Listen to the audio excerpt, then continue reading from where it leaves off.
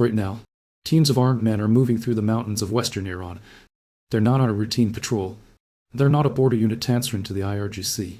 They are Kurdish Peshmerga fighters trained, coordinated, and operating deep inside territory the Islamic Revolutionary Guard Corps has spent decades insisting it fully controls. That assumption no longer holds.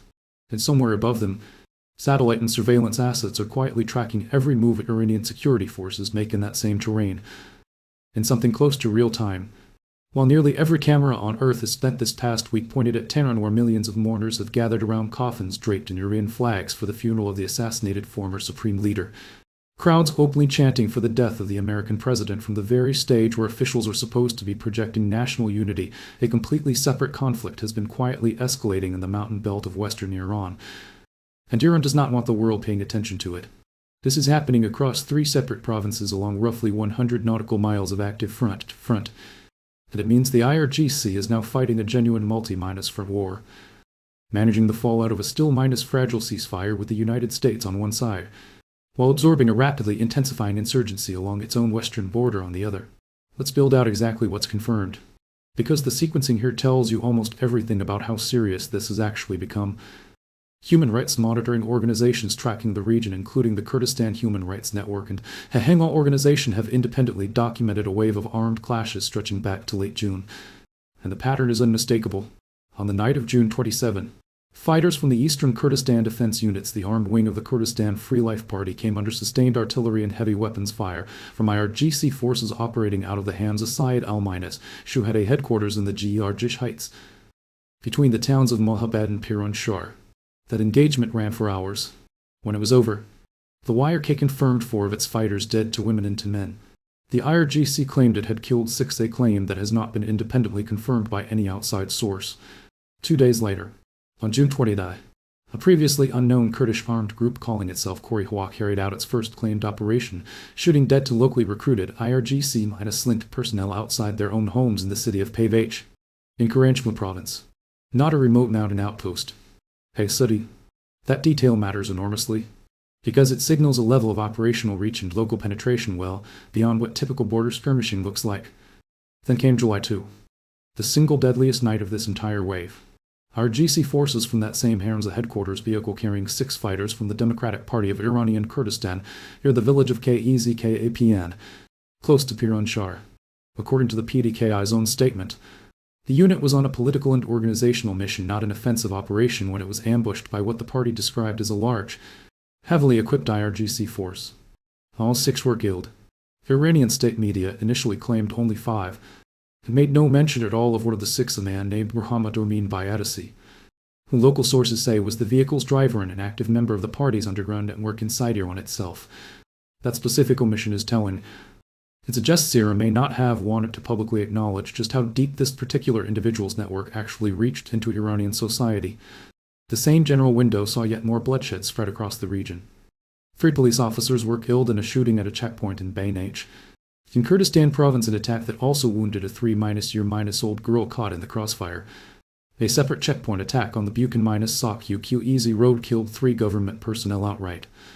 Independent researchers compiling the confirmed casualty figures across this entire week window have documented at least 21 deaths total, 7 Iranian security personnel and at least 14 Kurdish fighters, with some estimates running as high as 24 once disputed and unconfirmed claims are factored in. Researchers tracking this specific escalation have called it the deadliest confrontation between Tehran and Iran's Kurdish opposition parties in more than a decade, and the first genuine, sustained test of whether the broader US-Iran memorandum can actually hold under real internal pressure.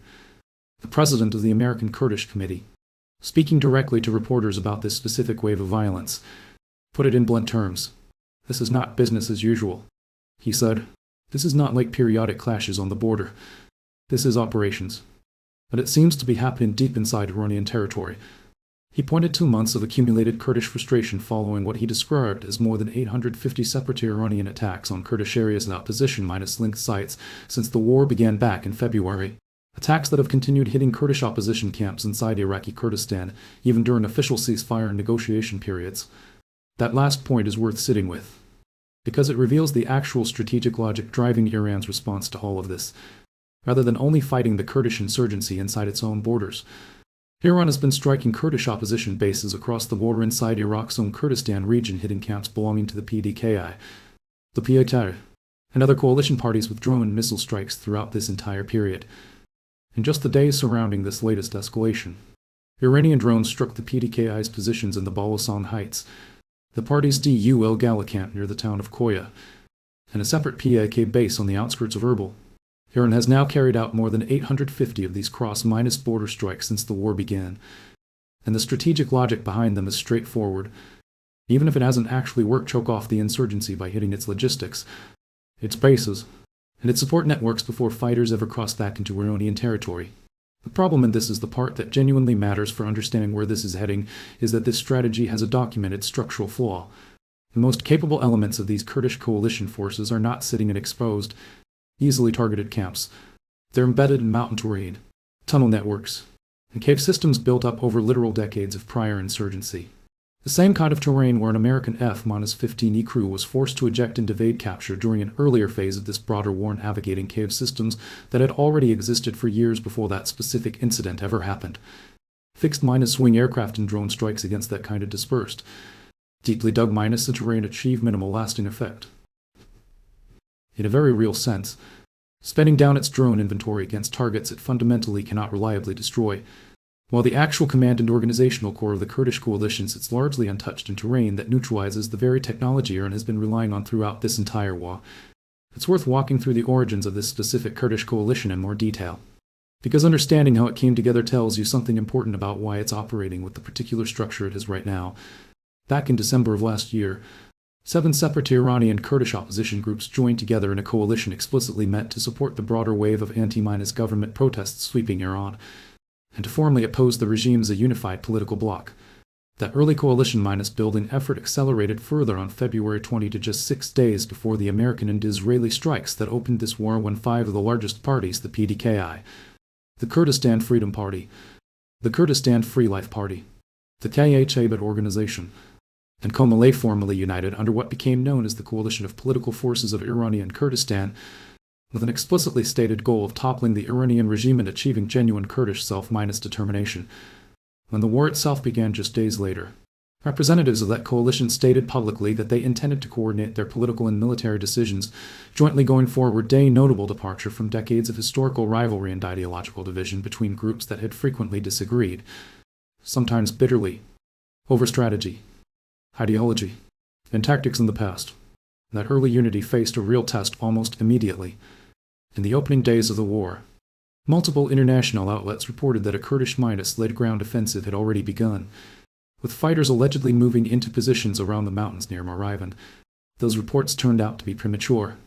The coalition's own member parties PJAK, PDKI, TAK, and Komala all publicly denied that any organized offensive had actually started, and officials inside Iraqi Kurdistan explicitly stated that not a single Iraqi Kurdish fighter had crossed the border at that point. The IRGC itself dismissed the reports as what it called subversive misinformation. That early false start matters for understanding the caution these groups have generally exercised throughout this conflict. Despite the intense international attention and speculation about coordinated Kurdish uprising, the coalition parties spent the opening weeks of the war explicitly avoiding a full offensive posture, wary of being drawn into a confrontation that could expose their fighters and their broader political movement to a devastating crackdown if the timing wasn't genuinely right. That caution appears to be eroding now, and the reasons why matter considerably. Iran's own strikes against Kurdish opposition camps inside Iraq never actually stopped, even during the periods when a formal ceasefire was technically in effect between Washington and Iran. Human rights monitors tracking the region documented dozens of separate Iranian attacks on Kurdish party camps throughout April, May, and June, well after the initial ceasefire took hold, killing and wounding Kurdish fighters and at least one documented case. Some minor, even during periods when the broader war between Iran, the United States, and Israel was supposedly winding down. That sustained pressure, hundreds of strikes absorbed over months, appears to have gradually shifted the coalition's calculus away from strict restraint and toward the kind of more assertive, retaliatory posture now playing out across these 3 provinces. As one Kurdish political analyst closely tracking the coalition put it, the current wave of clashes shouldn't necessarily be read as the deliberate beginning of a coordinated new offensive. But neither should it be dismissed as routine. Low-level border friction. It's somewhere in between. A genuine escalation in both frequency and intensity.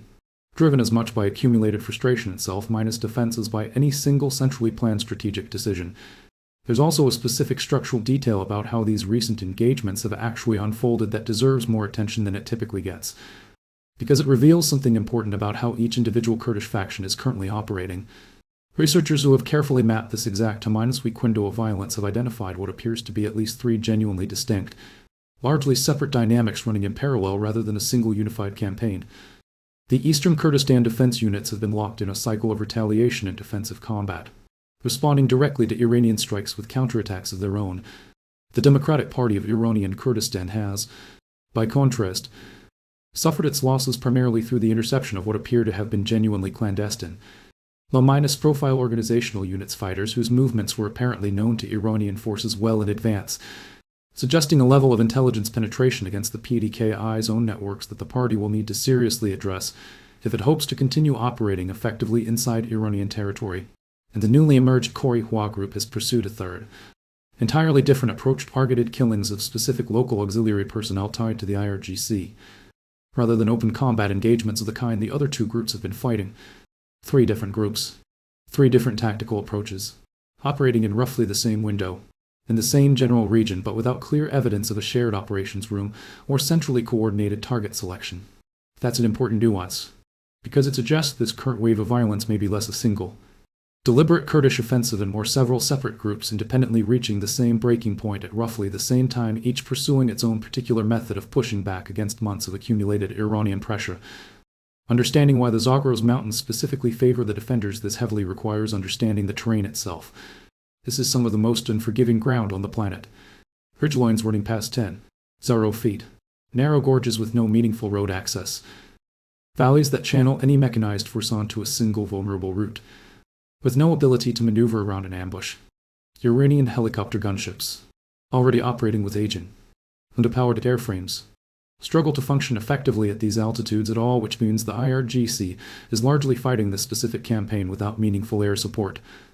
Armored columns are effectively restricted to single roads through many of these valleys, making them extraordinarily vulnerable to exactly the kind of ambush tactics Kurdish fighters have spent decades refining in this exact terrain. The defenders, in a very real sense, have memorized every fold and gorge of ground that outside forces are only now being forced to relearn under fire. It's worth understanding who's actually doing the fighting here, because this is not a single unified militia. It's a coalition of 5 separate groups, each bringing a different capability to the overall effort. The Eastern Kurdistan Defense Units, the armed wing of the Kurdistan Free Life Party, are widely regarded as the most battle-hardened force in the entire coalition, operating out of the Kandi El mountain range on the Iran-Iraq border and drawing on more than 2 decades of guerrilla warfare experience, with a notably significant proportion of women serving in combat roles. Their standard approach relies on small infiltration teams, often numbering around 6 fighters, moving under cover of darkness from mountain staging areas to penetrate IRGC patrol routes, execute precision ambushes against checkpoints and convoys, then withdraw back into ridgelines that Iranian drones consistently struggle to track effectively. The Democratic Party of Iranian Kurdistan brings a very different kind of capability to the coalition, one built less around direct combat and more around deep, embedded human intelligence networks reaching inside Kurdish-majority cities across Iran itself. That's precisely the kind of network reportedly connected to the driver killed in the July to ambush someone with active ties inside Iranian society who could report in real time on garrison locations, patrol schedules, and vehicle movements in a way no drone or satellite ever fully could. The Kurdistan Freedom Party has meanwhile been the most consistently offensive-minded element of the coalition, running pre-planned strike operations against IRGC infrastructure in Karachi and Lower Stan provinces going back years before this current war even began. Rounding out the coalition are the KHA-led organization and Komal, they both bringing their own long institutional histories operating along exactly this stretch of border terrain. Even though, notably, researchers tracking this specific -week wave of violence have found no clear evidence that any of the 5 groups are currently operating under a single, unified joint command structure or shared target selection process. This looks, in other words, less like one centrally coordinated offensive and more like several separate, parallel campaigns of retaliation and resistance, each group responding to its own recent losses and its own local grievances, running alongside each other without necessarily being formally synchronized. There's a genuinely important question hovering over all of this. and it involves exactly why Iran's ability to detect and respond to this specific insurgency has apparently degraded so significantly compared to earlier phases of the broader conflict. During the opening weeks of the war back in late February and March, American and Israeli strikes specifically targeted Iranian radar installations, command nodes, and air defense infrastructure across huge stretches of the country, including sites along the Zagros front that had previously helped Iran monitor exactly this kind of cross-border Kurdish movement. Those early warning systems, by multiple accounts, went dark during that campaign and have not been meaningfully restored since. Whether that was a deliberate, calculated side effect of the broader military campaign opening a quarter for exactly this kind of Kurdish activity to intensify once conditions allowed, or simply an unintended consequence of a much larger strategic bombing effort focused primarily on nuclear infrastructure in the Strait of Hormuz, is difficult to say with total certainty from the outside. But the practical effect is the same either way. Iran's ability to detect and intercept Kurdish infiltration along this specific corridor has been meaningfully degraded at precisely the moment Kurdish frustration fueled by months of cross-border strikes on their own camps has been building toward exactly this kind of intensified response. There have also been persistent, credible reports throughout this broader war regarding American and Israeli discussions about more directly supporting Kurdish factions inside Iran. Early in the conflict, the American president made public comments suggesting he wanted Kurdish forces to succeed in any confrontation with the Iranian regime, and reporting from major international outlets described serious internal discussions about providing more direct support to these coalition parties. Whatever the current state of that support, and it remains genuinely unclear from the outside how much direct assistance, if any, is actually flowing to these groups right now. The strategic logic of persistent intelligence, surveillance, and reconnaissance coverage over this exact terrain would represent an enormous force multiplier for a coalition that already possesses real tactical skill but has historically lacked reliable, real-time visibility over Iranian troop movements. Wide-area surveillance platforms capable of monitoring tens of thousands of square miles of mountainous terrain in a single pass, paired with persistent lower-altitude coverage of specific known transit corridors, would fundamentally change the calculus for a Kurdish unit deciding whether to walk into what might be a prepared ambush. It is worth being genuinely careful here, though, about the difference between documented history, actual battlefield outcomes, and speculation about current capability. What is confirmed is the casualty pattern itself. Ambushes on both sides, real verified names, real verified deaths. What remains speculative is the exact nature and extent of any outside technical support currently flowing to these coalition forces. Iran's own senior military leadership, meanwhile, has been forced into a posture that looks nothing like confident control. The commander-in-chief of the Revolutionary Guards made a rare public appearance during the same general window, his first since the war began back in February, and he did so wearing a plain baseball cap, surrounded by plainclothes security, rather than the formal military escort a commander of his rank would typically expect. That is not the behavior of a man operating from a position of security and strength inside his own country. That is the behavior of a senior official who understands at a basic operational level that his own visibility carries genuine personal risk, whether from external intelligence services or from the same kind of internal instability now spreading across multiple fronts simultaneously. And this specific insurgency is accelerating at precisely the moment Iran's broader leadership structure is at its most visibly fractured. Iran's new supreme leader has not made a single public appearance since his father was killed in the February strikes that opened this war, communicating only through written statements relayed by intermediaries, specifically because of a credible, publicly acknowledged assassination threat against him. Layer that leadership vacuum on top of an active, multi-province insurgency along the western border, on top of a fragile, still unresolved ceasefire framework with the United States, on top of a nationally televised funeral that's meant to project unity but has, by multiple accounts, drawn genuine indifference from significant parts of Iran's own population, and you start to see an organization under genuinely serious, compounding strain, fighting on more fronts simultaneously than it is capacity to comfortably manage. It's also worth addressing directly the geopolitical sensitivities surrounding any discussion of outside support for this specific coalition, because it's genuinely one of the more complicated diplomatic dimensions of this entire situation. Turkey has consistently and firmly opposed any significant American or Israeli arming of Iranian Kurdish factions, specifically because of the organizational and ideological links between the Kurdistan for Life Party and the Kurdistan Workers' Party. A group Ankara has fought for decades inside its own borders and formally designated it a terrorist organization. That opposition reportedly played a real role in scaling back more formal, Official plans for direct American support to Kurdish factions inside Iran earlier in this war, even after the American president publicly stated he wanted to see Kurdish forces succeed against the Iranian regime. Turkey's position adds a genuinely difficult layer of complexity to any calculation Washington makes about how directly to support this specific insurgency, because doing so risks straining relations with the NATO ally that has its own decades-long, deeply sensitive history with a closely related armed movement. That tension helps explain why, even amid credible reporting about earlier discussions of direct support, the actual current relationship between outside powers and this specific Kurdish coalition remains genuinely difficult to characterize with precision from the outside. It's also worth being clear, Manasai, about how different regional and international actors are likely reading this exact moment, because the incentives at play are not uniform. For Iran's own IRGC leadership, this insurgency represents a genuinely dangerous distraction at the worst possible time, forcing them to divide already strained resources between managing the fragile ceasefire with Washington, defending the Strait of Hormuz dispute, and now fighting an intensifying multi-front insurgency along a border that stretches across some of the most difficult terrain in the entire country. For the Kurdish coalition itself, this moment likely represents a genuine, if narrow, window of opportunity, a period when Iran's broader command and surveillance infrastructure along this exact front has been meaningfully degraded by outside strikes, and when Iran's central leadership is simultaneously distracted by an unresolved war with the United States and a leadership succession crisis at the very top of its own government. And for outside observers in Washington, Tel Aviv, and elsewhere, this insurgency likely represents exactly the kind of additional pressure point that could, without requiring any direct additional military commitment of their own, continue meaningfully straining Iran's internal cohesion at a moment when that cohesion already appears to be under serious, compounding stress from multiple directions simultaneously. None of this happens without real, immediate cost to ordinary people living in the affected regions on both sides of this specific conflict.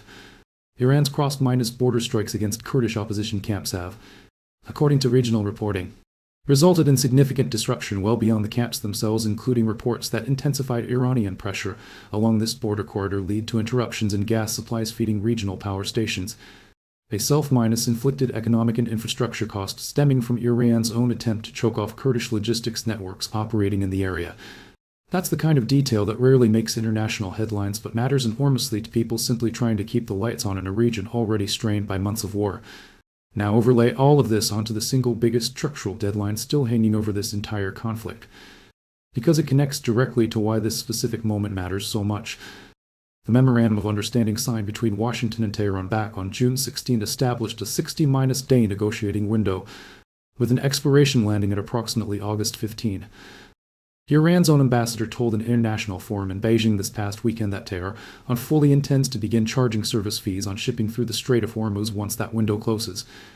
And Iran has already presented a joint fee collection framework to Washington alongside Oman. The United States rejected that framework immediately and without qualification, with Secretary of State Marco Rubio stating flatly that no country is permitted to charge fees on an international waterway, and the American president reiterating that the strait will remain permanently toll-free. The formal, technical negotiations meant to resolve that specific dispute don't even begin until July 13 once Iran's current funeral proceedings conclude. Think about the position Iran's leadership actually finds itself in as that deadline approaches. It is simultaneously trying to hold together a fragile ceasefire with the United States, manage a genuinely unresolved dispute over control of one of the most economically consequential waterways on the planet, project unity and strength through an enormous, carefully staged funeral for its assassinated former leader, and now also fight an intensifying, multi-front insurgency along its own western border, all while its actual head of state remains unseen and unheard by his own population for more than 4 months running. That is an extraordinary amount of simultaneous pressure for any government to manage, let alone one already operating with as much internal fracture as multiple independent reports suggest currently exists inside Iran's command structure. There's a broader, regional and global backdrop worth understanding too, because Iran's internal turmoil is not happening in a vacuum separate from the rest of the world's current security picture. In North Korea, Kim Jong-un personally supervised weapons trials aboard Nu-5, 0- stun-guided missile destroyer the Ken-K on this past week, watching the vessel test Mars fire strategic cruise missile believed capable of carrying a nuclear warhead, alongside evaluations of its naval guns, automatic cannons, and electronic warfare systems. The ship carries roughly 70 for vertical launch cells capable of housing a mix of cruise missiles, anti-ship weapons, and air defense interceptors. and Kim has ordered the vessel fully commissioned into active service within 2 months. That kind of accelerating naval buildup, happening in parallel with everything unfolding across the broader Middle East, is a reminder that this specific moment in global security involves multiple separate flashpoints developing simultaneously, each one drawing limited international attention and resources, even as every individual crisis continues escalating largely on its own separate timeline. So where does that leave the picture inside Iran specifically as this particular week draws to a close?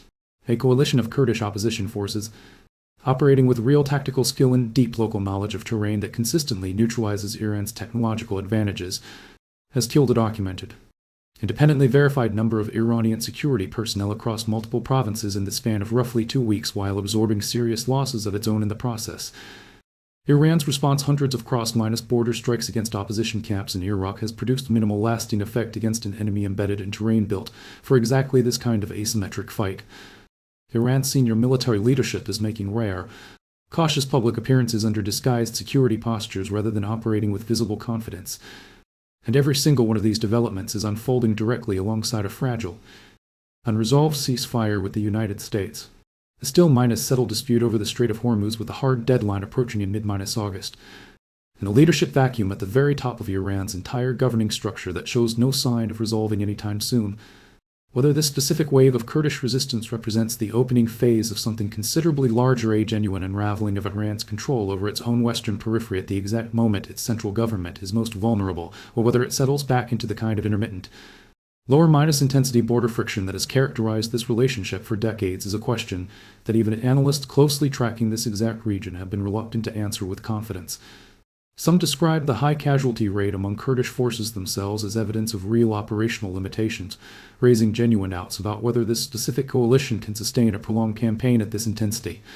Others point to the sheer geographic spread: 3 separate provinces, multiple distinct groups, all erupting within the same narrow window, as evidence that something genuinely different is happening compared to the more sporadic clashes that have defined this border for years. What's beyond dispute is the raw list of names and dates now sitting in the documented record, verified by multiple independent human rights organizations tracking this exact region in real time. A growing tally of Kurdish fighters and awake who did not survive the last 2 weeks in a conflict that the rest of the world, distracted by funeral processions and diplomatic deadlines in Doha, has barely had the chance to notice at all. There's one final piece of this picture worth holding on to as this situation continues developing in the days ahead. Every one of the individual engagements documented here: the ambush at KEZKAPM, the artillery barrage at Arjish Heights, the checkpoint killings in Baynach, the targeted shootings in Pavach involved real people with real names, now confirmed dead by independent human rights organizations working carefully to verify each individual loss, rather than simply repeating whatever figures either side chooses to publish. Karawach Motsarai, Fardan Changizi, Muhammad Kaki, Abdullah Muhammadpour, Tordo Usmati, Muhammad Amin Bayarasi, Martin Ahmadi. Those names and the dozens of others attached to this specific 2-week window of violence represent the actual human cost sitting underneath every strategic analysis of drone coverage,